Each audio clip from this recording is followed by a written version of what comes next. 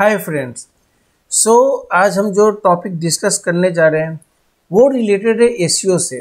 और search engine optimisation की friends एक खासियत है कि अगर आपने परफेक्ट वर्क करते हो, क्वालिटी वर्क करते हो, तो रिजल्ट्स हमेशा आपका टॉप पे होता है। बट लोगों में आज की डेट में पेशेंस नहीं है। द रीज़न बिहाइंड क्यों नहीं है, क्योंकि अभी देखिए कि क्या हुआ कि जो लेटेस्ट अपडेट होते हुए और जो लेटेस्ट अपडेट हमेशा आ रहे हैं गूगल की तरफ से, वो मोस्टली आ रही है एआई कंटेंट से रिलेटेड, कि लोग मतलब कि ब्लाइंडली यूज कर रहे हैं एआई कंटेंट को।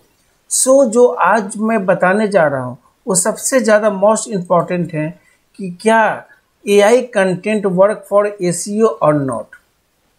डेफिनेटली आपको पता है इंडस्ट्री में कितने टूल्स आ गए हैं, कितने लोग इसे यूज कर रहे हैं, कैसे यूज कर रहे हैं, क्यों यूज कर रहे हैं, क्या इम्पैक्ट सर्च पे पड़ेगा, ये मैक्सिमम लोग नहीं सोचते। राइट। सो जो मैं आज बताने जा रहा हूँ वो इसी से रिलेट टॉपिक्स में वो मैं 3-4 पॉइंट्स आपको बताऊंगा कि अगर आपने एआई कंटेंट भी बना रहे हो तो उसमें कहाँ कहाँ करेक्शन करने की ज़रूरत है। Right. So let's start. So friend, सबसे इंपॉर्टेंट है कि जो गूगल की अपडेट आती है तो लोग कहते हैं मेरी रैंक थी, मेरी रैंक डाउन हो गई, ट्रैफिक डाउन हो गया, सेल्स जीरो हो गए।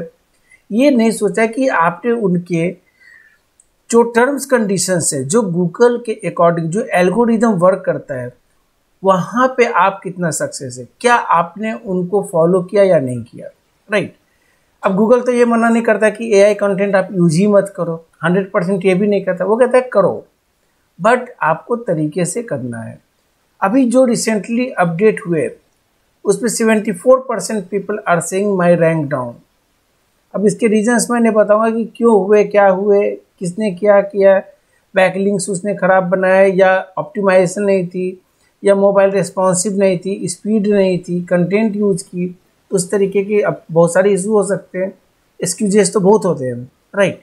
अब सबसे इम्पोर्टेंट कि इसके रीज़न क्या है, व्हाट्स द रीज़न, क्यों हो जाते हैं।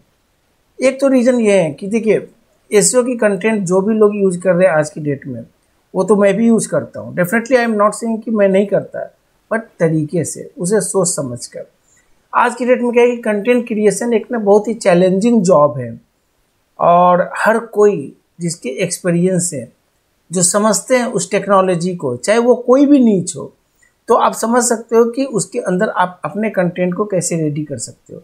बट जब आपकी एक्सपीरियंस लेवल बिल्कुल जीरो है, या आपको समझ में नहीं आ रहा है कि क्या बिजनेस है, तो आप कैसे उन चीज़ों को स्ट्रैटेजी बना सकते हो, वो बहुत मुश्किल गेम होते हैं।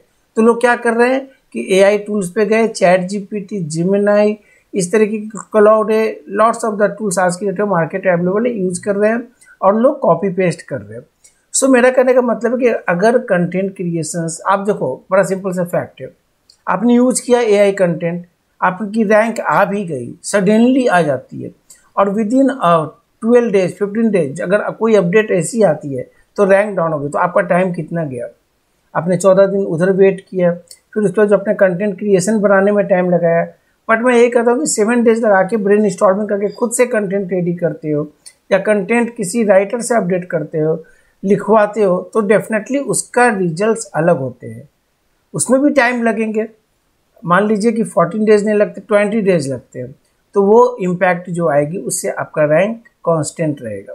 राइट।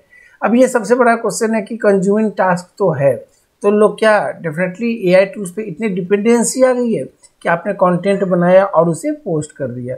देखिए एआई कंटेंट वर्क करता है एसईओ के लिए, यहाँ पे मैं ये नहीं कह रहा कि नहीं करता, बट कैसे। गूगल डज नॉट बैन और punish your website for having AI generated content, ये मैंने यहाँ पे मेंशन किया है।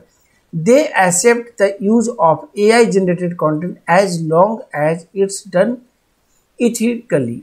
Is AI generate content bad for SEO. अब ये चीज़ है तो द आंसर, और बहुत ही ये कॉम्प्लेक्स टाइप के क्वेश्चंस हो जाते हैं, क्योंकि आई थिंक, मुझे क्या लगता है कि गूगल को अभी भी अंडरस्टैंडिंग नहीं है कि अगर किसी ने AI जनरेटेड कंटेंट से रैंक कर जाती है तो उसके जो कंटेंट है वो कितना पावरफुल है, क्या वो कंटेंट उस रूल्स को आप फॉलो करते हो जो गूगल्स ने इम्प्लीमेंट किया हुआ है। गूगल का एक ही चीज़ कहना है कि आप ह्यूमन नेचर कंटेंट बनाओ। अगर ह्यूमन नेचर कंटेंट आप बनाते हो, लोगों के बारे में सोच के कंटेंट बनाते हो, वो कंटेंट वर्क करेगा। अब वो चाहे वो कंटेंट राइटर कर रहा हो या वो एआई कंटेंट आप जनरेट कर रहे हो, राइट। अब ये गूगल की तरफ से जो मैसेज आई थी, our focus on the quality of the content, ये देखिए ये नहीं कहता गूगल कि I am not accepting the AI content, वो कहता है कि I am focusing on the only quality rather than how content is produced is a useful guide that has helped us deliver reliable high quality results to users for years। सो अब Google ये नहीं कहता कि आप मत use करो। आप देखो कहीं ना कहीं गूगल आपको भी थोड़ा सा एक कहते हैं ना आइडियाज़ दे रहा है कि मैं ये नहीं कर रहा कि आपके कंटेंट को मैं ये कर दूंगा। बट एक चीज़ आप सोचो, जब आप रिसर्च एनालिसिस करते हो किसी भी टेक्नोलॉजी में, या आप कंटेंट के रिसर्च कर रहे हो और आपने पोस्ट की, आपकी रैंक आई डाउन हो गई या कहीं वो यूआरएल शो ही नहीं हो रही है, इसका मतलब क्या है? इसका मतलब ये है कि आपकी जो आपने रिजल्ट्स यहाँ पे गेन की फर्स्ट पेज के अंदर वो नहीं है। इसका मतलब गूगल ने आपको डिसवैल्यूड कर दी। अब वो आप meaning lots of the meanings आप यहाँ पे कह सकते हैं, गूगल ने कंटेंट पसंद नहीं आया, रिस्पॉन्सिव नहीं थे, या यूजर्स ने वहाँ पे आए बट वहाँ पे रुके नहीं, स्किप कर गए। लॉट्स ऑफ द रीजंस तो हो सकते हैं। मेरे अंदाज से आई थिंक जो मैं सोच रहा हूँ वो है कि कंटेंट को आप कितना एक्यूरेट लिखते हो।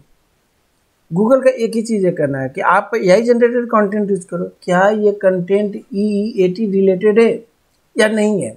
जो गूगल का कहना है कि अगर ये कंटेंट इससे रिलेट हैं तो आपको कोई प्रॉब्लम नहीं होगी, मैं आपको रैंक दूंगा। So how I can generated content bad for SEO? AI generated content can be bad if it does not fit Google's EEAT guidelines.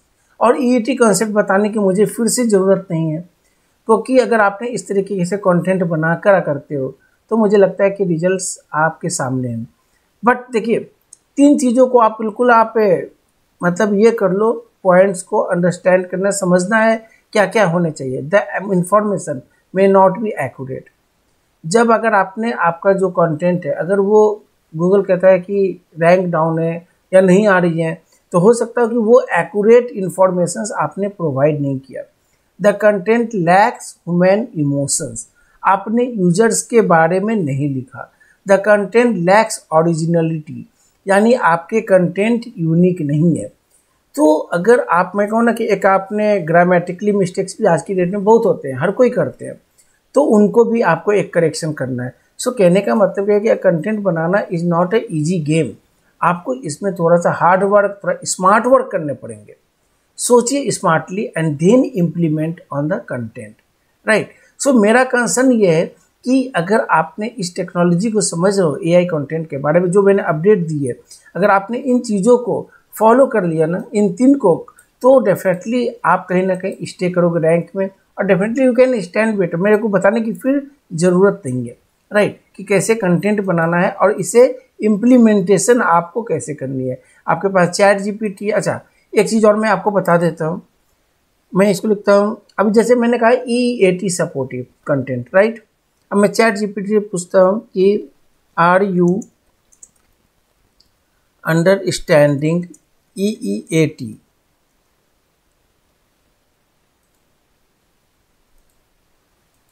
अब मैंने पूछा EEAT कंसेप्ट कोई समझता है या नहीं, सबसे पहला क्वेश्चन। अब आप तो यूज कर रहे हो ना, सो आप देखो यहाँ पे क्या आ रहा है। Yes I understand EEAT stand for economic, environmental और टेक्नोलॉजिकल एनालिसिस। अब आप देखो कि ये क्या समझा। अब आप देखना एक और चीज़ है, I am asking for use content EEAT। अब इसने ये देखना क्या क्या लिखते हैं, environmental analysis, technological analysis, okay. If अब next, if I write a web content, okay, web content for my title SEO services India, can you use EEAT concepts? In content. बड़ा सिंपल सी बात है, ये समझता ही नहीं इन चीज़ों को, राइट। सो अगर आपने उन चीज़ों को नहीं डाला, उन कंटेंट के अंदर वो कॉन्सेप्ट नहीं क्लियर की, तो ये वो चीज़ों को इग्नोर करके आगे निकल जाएगा।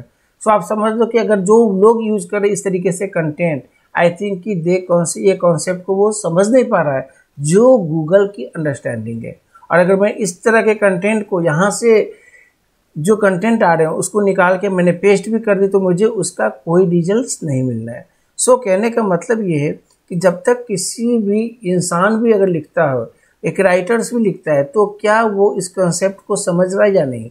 ई फॉर एक्सपीरियंस, क्या उसे एक्सपीरियंस है इस फील्ड में, राइट, जो इस कंटेंट को ये लिख सकता है, राइट। ये इसके बाद है एक्सपर्टीज, राइट, क्या उसकी एक्सपर्टिजेशन है इस फील्ड में कि इस कंसेप्ट को समझ सकता है कि जो मैं कहने की कोशिश कर रहा हूँ क्या वो इसे कर पाता है या नहीं। ऑथरटिवनेस, क्या ऐसी कोई ऑथोरिटी इसने ले रखी है जहाँ पे उसने लॉट्स ऑफ द कंटेंट्स इसके रिगार्डिंग पब्लिश की है। एंड एक ट्रस्टवर्दीनेस, क्या वो ट्रस्ट बना है उस यूजर्स के बीच जो लोगों को पसंद आती है। So these are the things, हम इसी को लैकिंग करते हैं और इसी वजह से हमारे रैंक नहीं आते हैं। आप lots of the tools available है, सबसे बड़ी चीज़ है क्या ये कंसेप्ट को वो समझ पा रहा है या नहीं, that's a big question, okay. और तब आप अगर आपको लगता है कि कंटेंट की क्वालिटी उससे बेटर नहीं हो पा रही है तो डेफिनेटली आपको बिल्कुल घबराने की ज़रूरत नहीं है। आप खुद से कंटेंट डेवलप कर सकते हो, आइडियाज़ लेना है और कंटेंट खुद से आप डेवलप करो। मैं भी करता हूँ, डेफिनेटली मैं भी करता हूँ, और तभी आपको बेटर रिजल्ट्स की आप उम्मीद कर सकते हो, राइट। सो फ्रेंड्स, अगर आपको ये वीडियो पसंद आती है तो आप मेरे वीडियोस को लाइक करें, चैनल को सब्सक्राइब करें, ठीक। एंड मैं यही कहूँगा, एक बार फिर से आपको याद दिला देना चाहता हूँ कि डेफिनेटली आप यूज़ करो EEAT टेक्नोलॉजीज़ को अपने कंटेंट के अंदर, you will get a better result. तब तक के लिए गुड डे फॉर ऑल।